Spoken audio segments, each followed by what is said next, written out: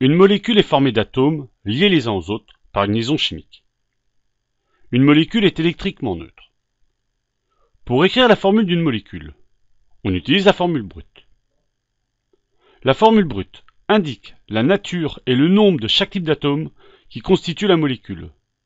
Ce nombre est précisé à droite en indice du symbole des atomes, sachant que l'indice 1 n'est jamais écrit. Par exemple, la molécule de méthane est constituée de 1 atome de carbone et de 4 atomes d'hydrogène. Donc sa formule brute sera CH4. Faire les 3 exercices suivants.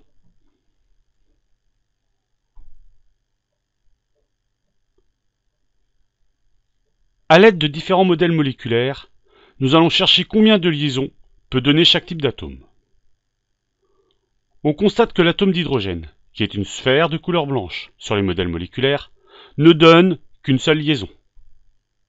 On constate que l'atome de carbone, qui est une sphère de couleur noire sur les modèles moléculaires, donne 4 liaisons. L'atome d'azote, qui est une sphère de couleur bleue sur les modèles moléculaires, donne 3 liaisons. L'atome d'oxygène, qui est une sphère de couleur rouge sur les modèles moléculaires, donne 2 liaisons.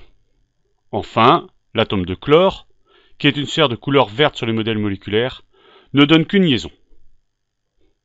Ensuite, à l'aide de la structure électronique, on en déduit le nombre d'électrons que chaque atome possède sur sa couche externe. Enfin, on détermine le nombre d'électrons manquants pour que ces différents atomes respectent la règle de l'octet ou du duet.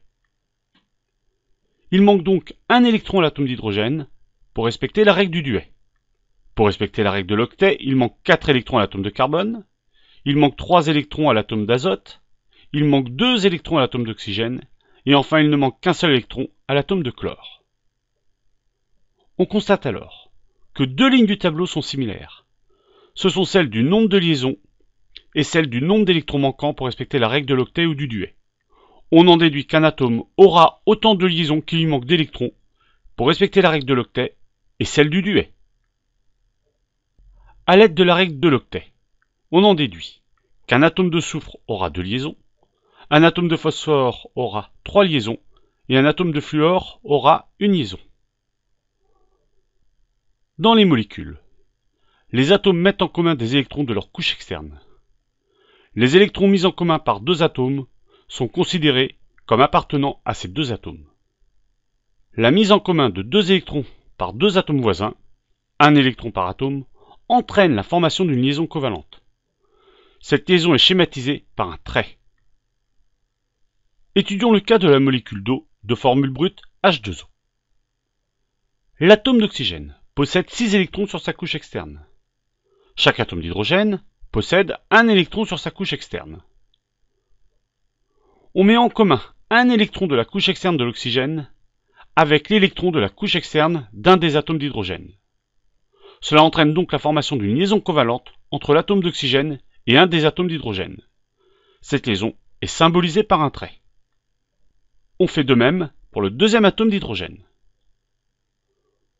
On constate alors que 4 électrons de l'atome d'oxygène ne participent pas à une liaison covalente.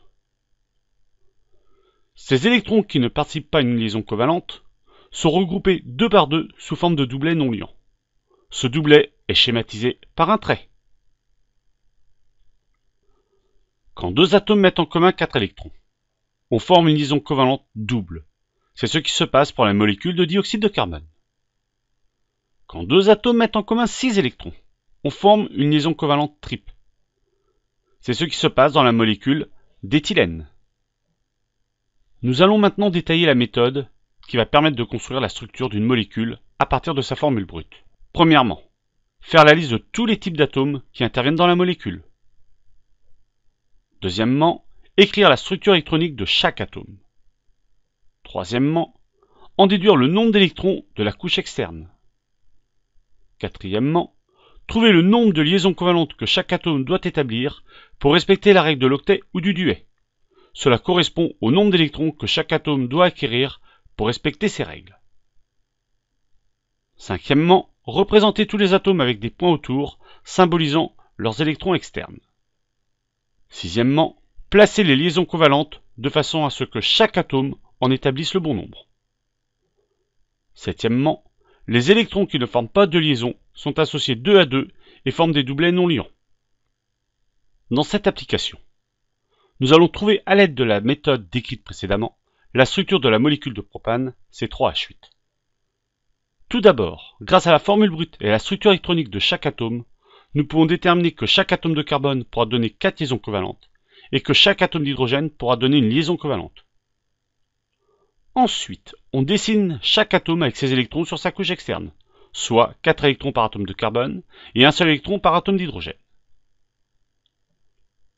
Puis, on relie chaque électron externe à un autre électron externe de façon à ce que chaque atome établisse le bon nombre de liaisons covalentes. À l'aide de cette construction, on peut ainsi établir la formule développée du propane. Faire les deux exercices suivants.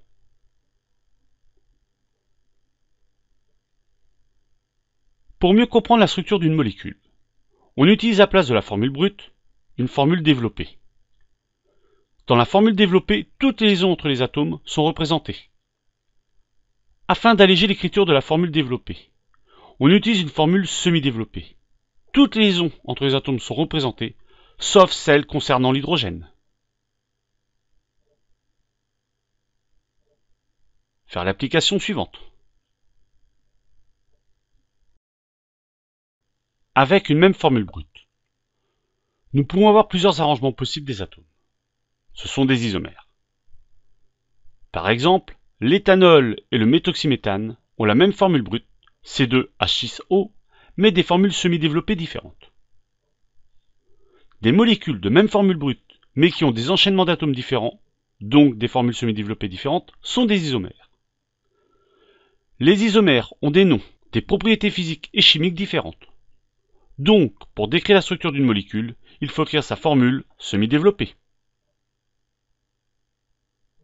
Faire l'application suivante.